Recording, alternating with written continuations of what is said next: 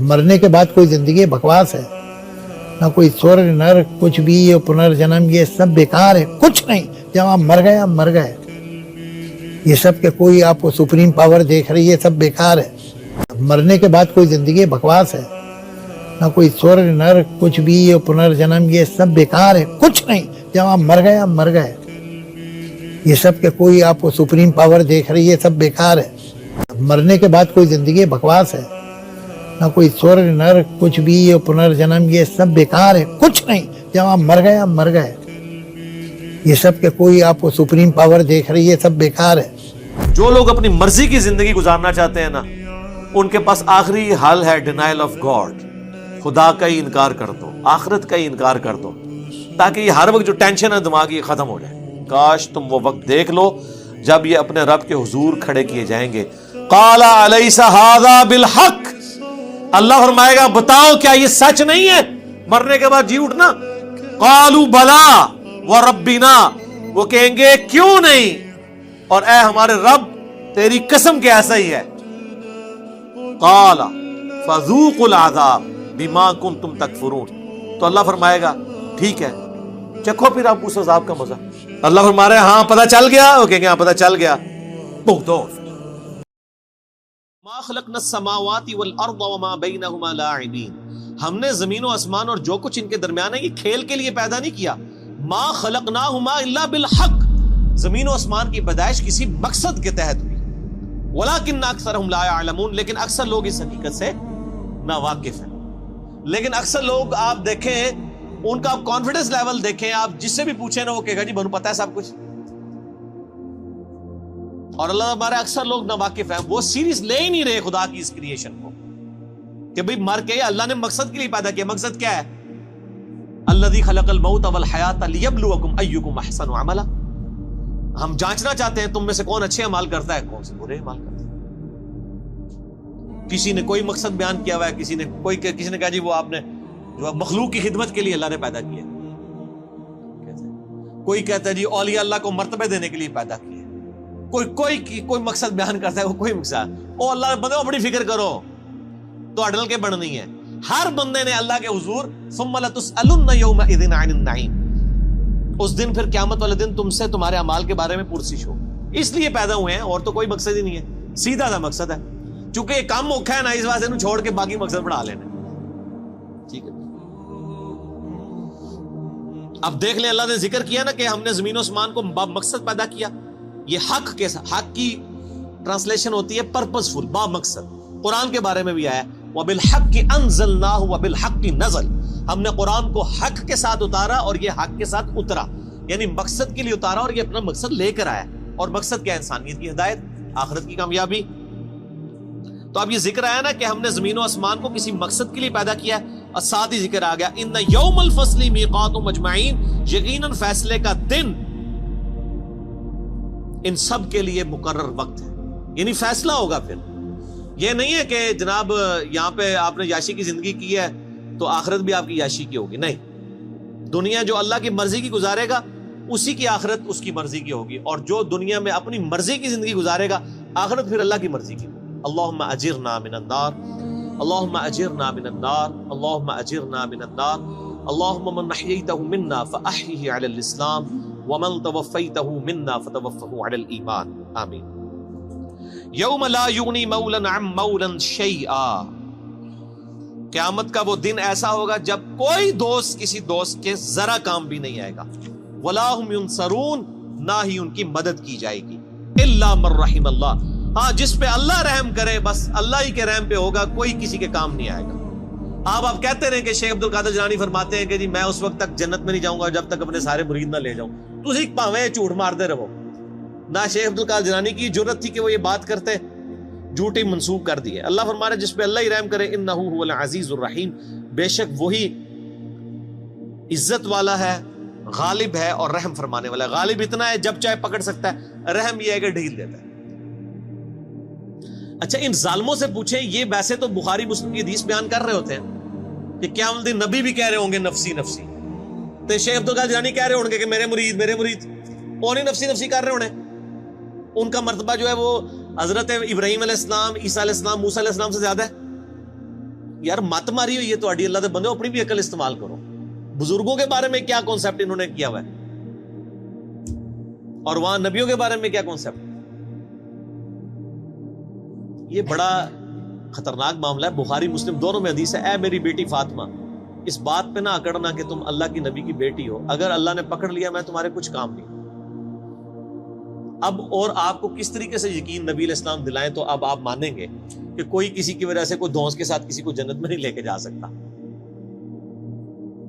شیخ عبد القادر جیلانی یا کسی بزرگ بابے کا مرتبہ جس کو آپ سمجھتے ہیں حضرت فاطمہ کے برابر ہو سکتا ہے, حضرت فاطمہ کی جوتیوں کے برابر بھی نہیں ہو سکتا.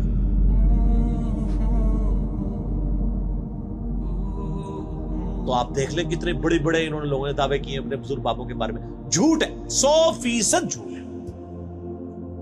ان شجرۃ الزقوم, اب بڑی سخت آیات آ رہی ہیں. جنتیوں اور جہنمیوں کا سائملٹینیس کنٹراسٹ آئے گا. پہلے اللہ جہنمیوں کا ذکر کرے گا کہ ان پر کیا صورتحال جہنم میں گزرنی. بے شک زقوم کا درخت ایک کڑوا درخت, طعام الاثیم گناہگاروں کی خوراک ہوگا. کل مغل یغلی فی البطون, پگھلے تانبے کی مانند پیٹوں میں جوش مارے گا. یعنی وہ کڑوا درخت کھانے کے بعد پیاس لگے گی, ان کو پھر پگھلا ہوا تانبے کی مانند پانی دیا جائے گا, وہ پیئیں گے تو ان کے پیٹ میں جوش مارے گا. کغلی الحمیم, اور وہ کھولتا ہوا پانی گرم جوش مارتا پانی ہوگا. خذوہ فاعدلوہ الی سواء الجحیم, اور اللہ کی طرف سے حکم ہوگا پکڑو اسے مجرم کو اور گھسیٹ کر دوزخ کے سینٹر میں جا کے اس کو پھینکو. ثم صبوا فوق رأسہ من عذاب الحمیم, اور پھر اس کے سر کے اوپر کھولتا ہوا پانی ڈالو عذاب دینے کے لیے. یہ میرے بھائی یہ طارق جمیل صاحب کا لیکچر بیان نہیں ہو رہا, یہ قرآن بیان ہو رہا ہے. ذق انک انت العزیز الکریم, اللہ تعالیٰ فرمائے گا چک تو بڑی عزت والا اور بڑی جو ہے وہ کرامت والا ہے. یہ تنزیہ جملہ اللہ کی طرف سے بولا جائے گا کہ دنیا میں تو نے بڑے دعوے کیے ہوئے تھے نا کہ میں جناب کر دیا گا, میں کر دیا گا, تو بڑی عزت والا ہے نا, دیکھ تیری عزت افزائی میں کر رہا ہوں, تیرے سر کے اوپر کھولتا ہوا پانی ڈالا جائے گا. اللہم اجرنا من النار, اللہم اجرنا من النار. ان ھذا ما کنتم بہ تمترون, یہ ہے وہ چیز جس کے بارے میں تم شک میں مبتلا ہو, یقین نہیں تمہیں آ رہا کہ ایسا ہوگا. تو کہتے جی اینڈ تے چھاڑ ہی دینا اللہ نے,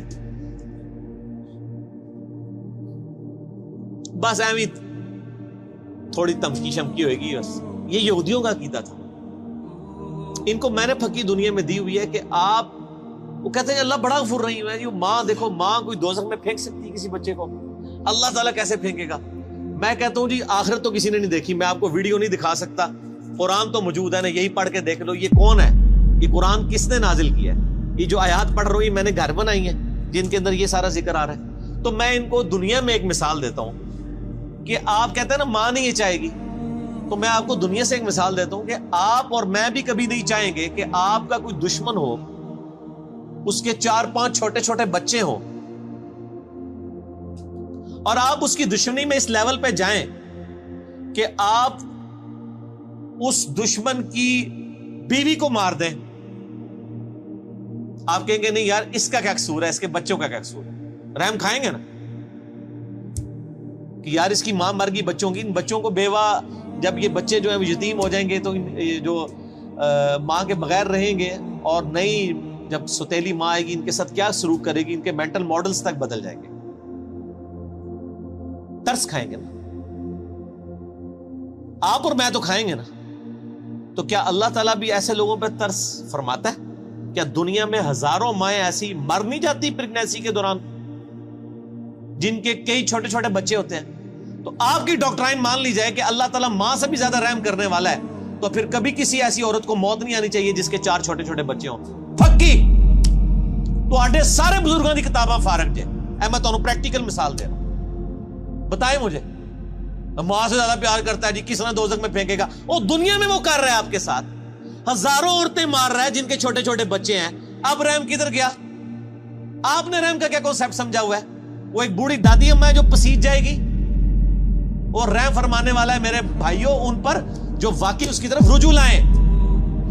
وہ ابو جہل کے اوپر رحم فرمانے والا نہیں ہے, وہ فرعون کے اوپر رحم فرمانے والا نہیں ہے, نبیوں کے ماننے والوں پر رحم فرمانے والا. ورنہ میں نے آپ کو پریکٹیکل مثال دے دی ہے. آپ کو آخرت کی ویڈیو میں دنیا میں دکھا رہا ہوں کہ دنیا میں ہزاروں ایسی مائیں مر رہی ہیں جن کے 5-5 6-6 چھوٹے چھوٹے بچے ہیں. اللہ تعالیٰ ان پہ کوئی رحم نہیں فرماتا کہ چلو یار بچے تھوڑے بڑے ہی ہو جائیں. تو یہ چیز اللہ نے دنیا میں دکھائی ہے اس لیے تاکہ آپ کو یقین آ جائے کہ اللہ تعالیٰ پسیج نہیں جاتا. اٹ کوسلے تھے مسالہ بیان کرنی ہے بند کرو. ٹھیک ہوگا جی. اللہ تعالیٰ فرما رہا ہے ان ھذا ما کنتم بہ تمترون. یہ وہ تھا جس کو دنیا میں تم شک کرتے تھے. کیا شک کیا کرتے تھے؟ یا اللہ جو کچھ بھی ہے تیرے بابو کی امت سے بخشے جائیں گے. اب سائملٹینیس کنٹراسٹ آ. ان المتقین فی مقام امین. بے شک پرہیزگار امن کی جگہ میں ہوں گے. فی جنات و عیون. اللہ کی طرف سے باغوں میں اور چشموں میں. یلبسون من سندس و استبرق متقابلین. وہ باریک لباس پہنے ہوئے ہوں گے اور دبیس ریشم کا آمنے سامنے بیٹھے ہوں گے. یعنی ان کا جو لباس ہے جس طرح آج کل بھی ہوتا ہے، وہ کیٹی کی شلوار ہوتی ہے، اوپر ملبل کا کرتا ہوتا ہے. اللہ تعالیٰ فرماتا ہے موٹی ریشم کی ان کی یعنی تہمد ہوگی یا شلوار ہوگی یا پینٹ کوئی بھی ہوگی، اور اوپر کرتے ان کے باریک لباس ہو. کذالک، اور یوں ہی وزوجناہم بحور عین. ہم ان کو بیاہ دیں گے موٹی آنکھوں والی حوروں کے ساتھ. اب یہ حوروں کی ڈیٹیل کے لیے آپ طارق جمیل صاحب کے لیکچر دیکھیں. جو جس چیز کا ایکسپرٹ ہے اس کی طرف ریفر کرنا چاہیے. ادھر ہیں وہ ایکسپرٹ، وہ آپ دیکھیں. یدعون فیہا بکل فاکہۃ آمنین. اور وہ منگوا لیا کریں گے ہر قسم کا پھل اطمینان سے. جو ان کی خواہش ہوگی اللہ تعالیٰ ان کے سامنے رکھے. لا یذوقون فیہا الموت الا الموتۃ الاولی. وہ نہیں چکھیں گے وہاں پر موت کا ذائقہ بجز اس موت کے جو وہ دنیا میں چکھ چکے. بس ایک ہی موت. اچھا میں جنت کی آیات سے نا اس طرح ہی گزر جاتا ہوں نا، تو لوگ کہتے ہیں جنت لیکچر دو، جنت لیکچر. یار جنت لیکچر تو اتنا کچھ ہے، وہ آپ وہی پڑھ لیں. آپ بخاری مسلم میں جنت کا چیپٹر پڑھ لیں، مشکات کی 30 جلد میں جنت کا چیپٹر پڑھ لیں. ٹھیک ہے جی.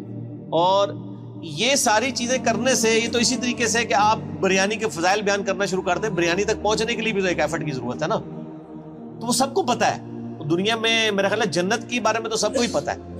دوزخ کے بارے میں لوگوں نے انڈر ایسٹیمیٹ کی. تو جس چیز کی ضرورت ہے وہی کریں. اور یہی صحابہ کا طریقہ بھی ہے.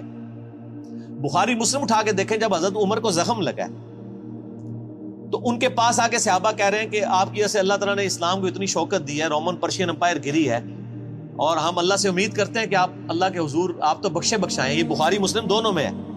اس زخم کی حالت میں انہوں نے کہا میں تو بس یہی چاہتا ہوں کہ جو کچھ میں نے اسلام کے لیے کیا نا، اس کے بدلے میں اللہ صرف میرے گناہ معاف کر کے مجھے برابر چھوڑ دے.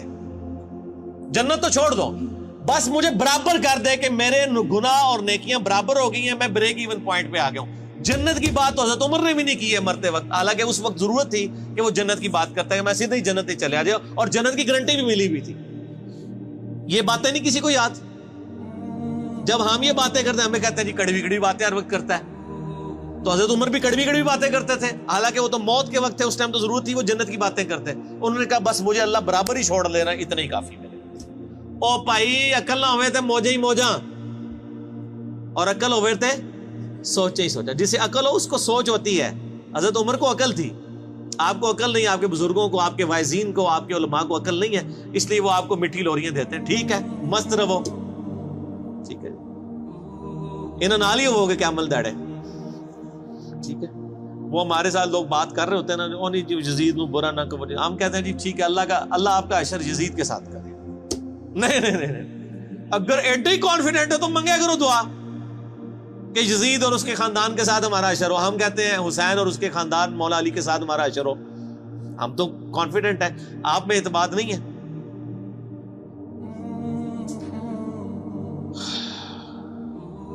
لا یذوقون فیہ الموت الا الموتۃ الاولی. اس میں کوئی موت کا ذائقہ نہیں چکھیں گے، جو دنیا میں مبارک چکھ چکے وہی.